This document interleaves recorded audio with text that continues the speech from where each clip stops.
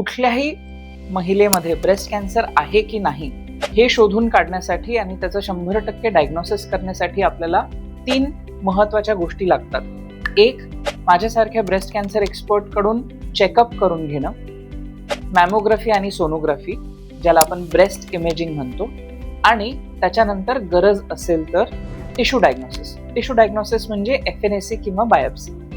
ह्या तिघांच्या मदतीने जेव्हा तुम्ही एखाद्या ब्रेस्टच्या सिम्पटमला अप्रोच करता तेव्हा त्याची ॲक्युरसी ही साधारणपणे 95 ते 98% असते. ह्या 3 पैकी कुठलीही एक मोडॅलिटी इन्क्लुडिंग मॅमोग्राफी ही 100% डायग्नोसिस देऊ शकत नाही.